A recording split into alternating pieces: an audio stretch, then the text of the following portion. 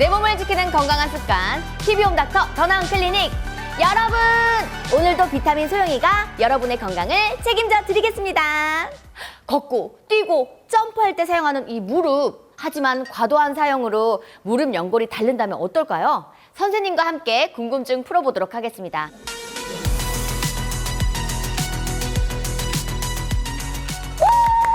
안녕하세요. 선생님 안녕하십니까? 우리 황재원 선생님. 네. 오늘 첫 출연하신 거잖아요. 네, 첫 출연입니다. 어떻게 소감 한마디 부탁드리겠습니다. 일단 이런 건강 프로그램에 나오게 돼서 너무 영광이고요. 일단 지금 너무 떨리네요. 예, 많이 떨리신 것 같아요. 지금 의자를 많이 이렇게 네. 힘드신 것 네네. 같은데. 네.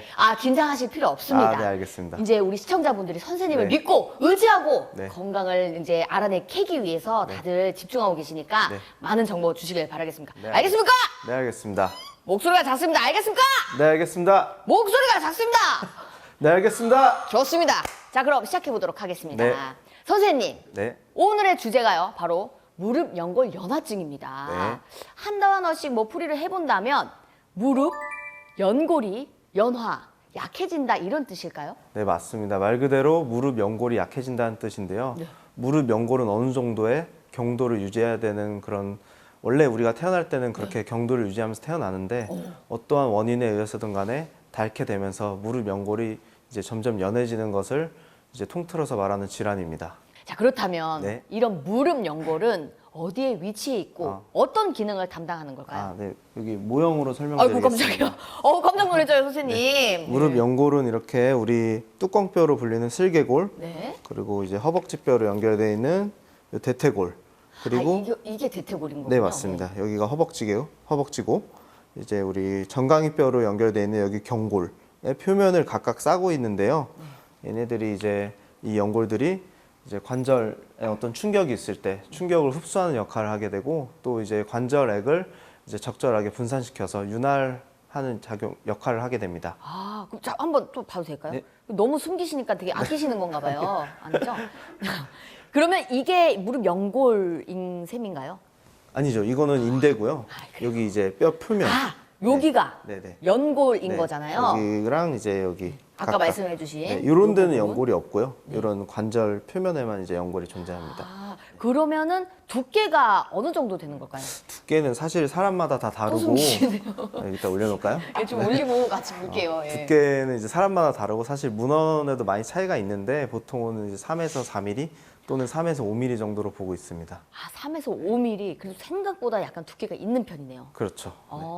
그렇다면 네. 이렇게 발병의 원인은 아무래도 이 무릎의 과도한 사용이 아닐까요? 네, 맞습니다. 무릎이 어쨌든 우리 연골은 어떻게 보면 이제 하나의 소모품이기 때문에 이제 많이 쓰다 보면 결국은 닳게 돼 있고, 그 원인으로는 이제 무리한 스포츠, 과한 스포츠 활동이 또 원인이 될 수 있고, 또 이제 두 번째로는 약한 근육이 약해도 이렇게 발생할 수 있고요. 그리고 무릎하고 무릎 사이에는 이거 해도 되나요? 예. 네, 무릎하고 무릎 사이에는 이렇게 연골판이 있는데요.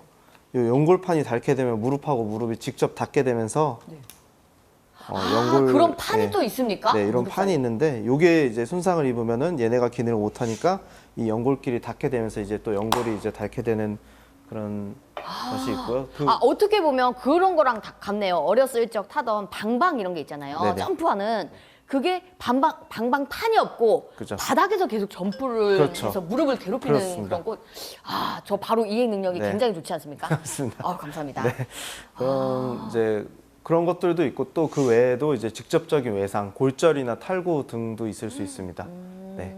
그렇다면 이것도 관절염처럼 노화나 아니면 퇴행성의 질환의 측면으로 볼 수 있는 건가요? 네, 맞습니다. 그래서 결국 이 연골이 연골 연화증이라는 것이 1단계부터 4단계까지 있는데 4단계까지 가게 되면 결국 연골이 거의 없는 상태에 이르는 거고, 그것이 바로 이제 관절염이라고 볼 수 있기 때문에 퇴행성 질환으로 물론 볼 수 있습니다. 그래서 요 퇴행성 질환이고 주로 이제 여성분들, 중장년층 여성이 70%를 차지하고 있고요. 그런 이유로는 이제 아까 말씀드린 대로 근육도 약하고 폐경기 이후에 이제 호르몬의 변화 이런 것들도 있고, 이제 우리가 집에서 이제 가사노동하면서 쭈그려 앉거나 이런 자세를 많이 하기 때문에 이제 주로 중장년층 여성이 많이 발생하는데 꼭 그런 건 아니고요. 젊은 사람들에게도 발생할 수 있습니다. 아까 말씀드린 대로 외상이 있을 수 있고 과격한 스포츠가 있기 때문에 요즘에는 이제 20대, 30대 이제 젊은 사람들에게도 많이 발생하고 있습니다. 그렇다면 이렇게 무릎 연골 연화증을 방치할 경우 어떤 증상이 또 나타날까요? 초기 단계라면 사실은 뭐 큰 문제는 되지 않습니다. 근데 이제 초기 단계여도 반드시 알고 지나가는 게 중요한데요. 이제 말기에서 이제 중기 이상에서 말기까지 진행이 되는데도 이제 방치하게 된다면은 이제 퇴행성 관절염, 아까 계속 똑같은 말씀 드리고 있는데 네. 얘네가 어쨌든 없어지면 관절염이 오는 거고, 이거를 이제 적절한 치료를 받지 않으면 조기 퇴행성 관절염이 이제 발생할 수 있습니다. 그럼 그 무릎 연골 연화증은 증상이 어떻게 나타나나요? 증상이 정말 다양한데요. 일단은 대표적인 게 이제 앞쪽 무릎 통증이 일단 발생할 수 있습니다. 네. 그냥 걸을 때 발생할 수도 있고, 또는 계단을 오르락 내리락 할 때 발생할 수도 있습니다. 통증이 계단을 네. 오를 때 네. 약간 특히- 찌릿찌릿한 그런 감정. 그렇죠. 뭐 찌릿찌릿하다, 뭐 증상은 다양할 수 있고 표현하는 건 이제 환자에 따라서 다르기 때문에 그리고 또 이제 심하게 되면 여기 무릎에 물이 차서 붓거나 이런 증상이 발생할 수 있고요. 또 그로 인해서 이제 관절 움직임에 제한이 생겨갖고 더 통증을 호소해서 이제 병원에 오게 되는 경우가 있습니다. 무릎 연골 연화증을 정상부터 4단계까지 이제 MRI 사진을 갖고 왔는데요. 1번은 일단 정상입니다. 이제 뚜껑 표면에 이렇게 잘 싸고 있는 것을 볼 수 있고, 2번 보시면은 저쪽 동그라미 친 부위에 이제 연골이 약간 조그맣게 결손이 있는 것을 확인할 수 있습니다. 네, 맞네요. 네. 그리고 이제 3번이나 4번은 3번도 슬개골이고 4번은 이제 우리 허벅지뼈 대퇴골 내관인데요. 이제 1번하고 비교해 보면은 연골이 이제 쌓여져 있는 것이 결손된 것을 확인할 수 있습니다. 네, 그래서 3번하고 4번 같은 경우는 이제 4단계, 1단계부터 4단계까지 있다고 아까 말씀드렸는데 4단계에 해당되고, 이제 다음과 같은 경우에는 이제 병원에서 반드시 꼭 치료를 이제 받아야 되는 이제 경우에 해당됩니다. 3, 4번의 경우면 약간 네. 수술까지도 필요한 네, 경우겠네요. 맞습니다. 수술이 필요할 수도 있습니다. 근데 이렇게 눈으로 보기에도 뭔가 이렇게 좀 결손된 게 보이니까 네, 위험해 보이긴 하네. 이것도 MRI를 통해서 확인된 결과인가요? 4단계 정도면 이제 엑스레이에서도 보이기는 하는데요. 사실 엑스레이에서는 정확하게 보기가 힘듭니다. 그래서 어느 정도 의심이 되면 반드시 MRI를 찍어보는 게 좋습니다. 그렇다면 이렇게 됐을 경우에 무릎 연골 연화증의 치료는 어떻게 이루어질까요? 일단 치료는 이제 우리가 어느 질병이나 다 마찬가지겠지만 비수술적 치료랑 수술적 치료로 나누게 되는데요. 이제 아까 말씀드린 대로 초기나 중기에는 이제 비수술적 치료를 시행해 볼 수 있습니다. 일단 비수술적 치료는 주로 이제 증상에 이제 관련된 치료인데요. 이제 약물 치료, 그다음에 뭐 물리 치료, 주사 치료, 그리고 또 요즘에는 충격파 치료 이런 것 등을 많이 할 수 있고, 이제 약물 치료나 주사 치료 이런 것들은 이제 말 그대로 증상을 호전시키는 거고, 그 중에 주사 치료는 우리가 이제 안에다가 어떤 연골을 대신할 수 있는 물질 같은 걸 넣으면서 이제 윤활 역할을 대신해서 할 수 있고, 충격파 치료 같은 경우에는 이제 말 그대로 충격을 줘갖고 어떤 조직에 상처를 내갖고 다시 재생시키는 역할을 이제 도모해 볼 수 있는 그런 역할을. 약간 재생 치료 같은 느낌이네요. 네, 맞습니다. 네. 초기, 중기가 아닌 말기 단계에서는 이제 반드시 뭐 꼭 다 수술을 하는 건 아닌데 이제 네. 수술적 치료를 한번 고려해 볼 수 있습니다. 그렇죠. 근데 아까 앞에 말씀해 주셨듯이 연골 주사가 있다고 하셨잖아요. 이것도 치료법 중에 하나의 선택지가 될 수 있을까요? 네, 맞습니다. 그래서 결국은 다 거의 비슷한 개념이긴 한데, 이제 연골을 어떻게든 재생해 보려고 하는 그런 목적으로 하는 거고, 두 번째는 통증을 줄이고, 세 번째는 어느 정도 윤활 역할을 하려고 하는 건데, 이제 주사가 요즘에 병원에 종류가 정말 많습니다. 그래서 환자분들이 헷갈리실 수가 있는데, 크게는 3가지 또는 4가지로 나뉘는데요.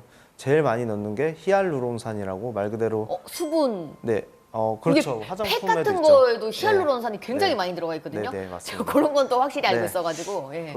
그런 거죠. 그런 것도 어떻게든 재생하려고 하는 거잖아요. 그래서 그런 거를 무릎에다가 이제 주사를 하게 될 수는 있는데요. 이제 그런 것이 일단 첫 번째가 있고, 두 번째로는 요즘에 많이 쓰이는 게 DNA 주사인데요. 요거는 이제 송어나 연어에서 이제 추출해서 이제 PDRN이라는 성분으로 이루어져 있는 주사인데요. 요것도 요즘에 많이 쓰고 있고, 그리고 세 번째로는 이제 콜라겐 주사. 마지막으로 이제 쓰는 거는 우리가 병원에서는 흔히 뼈 주사라고 하는데, 이제 염증이 많이 심할 때 이제 염증을 깔아앉히기 위해서 스테로이드 주사를 사용할 수 있습니다. 그렇다면 연골 수술을 말씀하셨는데 수술을 하게 된다면 어떤 수술이 진행이 될까요? 일단 수술적 치료는 연골을 재생시키는 게 이제 첫 번째 목적인데요. 대부분은 이제 내시경을 통해서 시행하게 됩니다. 아까 말씀드렸다시피 연골은 뼈를 이렇게 싸고 있는 조직이었잖아요. 그렇죠. 사실 연골이 없으면은 그 위에는 이제 뼈가 이제 돌출이 됩니다. 그래서 그 부위 이제 다친 부위를 깨끗하게 다 정리를 하고 네. 이제 뼈에다가 이제 구멍을 뚫어줍니다. 예, 구멍을 뚫어주면은 안에서 피가 나오겠죠. 뭐 이런 피가 나오는 것들이 그 안에서 이제 응어리가 돼갖고 재생되는 효과 이런 것들을 노려볼 수가 있고요. 또 요즘에는 그 외에도 피만 나오는 거로는 좀 부족하다 생각해갖고 여기에다가 이제 뭐 줄기세포니 이런 것들을 뿌려주고 이제 나오기도 하는 그런 수술을 이제 요즘에는 하고 있습니다. 그럼 앞서 말씀하셨듯이 무릎에 대신 이제 구멍을 뚫어야 하는 그런 그렇죠. 불편함을 겪어야 되는 거 말고는 그렇죠. 그렇게 좀 수술적인 치료도 네네. 좋은 방법이겠네요. 네. 4단계 환자에서도 이렇게 네. 수술을 하게 된다면 네네. 그래도 좀 정상으로 돌아오는 정도의 기대를 해봐도 될까요? 엄밀히 말하면 완전히 정상이 되기는 쉽지 않습니다. 나중에 수술을 하고 이제 그걸 검사를 할 기회가 있으면은 네. 우연히 있는 사람들은 또 내시경으로 한 번 더 이제 한번 검사를 해볼 수 있는데요. 그런 그 내시경이라 하시면 다시 또 무릎에 구멍을 그죠. 뚫어야 하는 뭐 건가요? 다른 일에 의해서마다 네. 그것만 검사하려고 다시 또 하진 않고 뭐 다른 게 있어갖고 뭐 재수술을 한다든지 이래서 확인을 해보면은 이제 모양은 그럴싸하게 이제 연골 모양이 돼 있는데요. 네. 사실은 그 재생된 연골을 이제 조직 검사를 해보면은 정상 연골하고는 좀 성분이 다른 연골로 이제 대체되어 있는 것을 확인할 수 있었는데 그래도 그냥 비어 있는 상태에서 관절염이 진행되는 것보다는 그게 훨씬 더 이득이기 때문에 이제 시행하고 있습니다.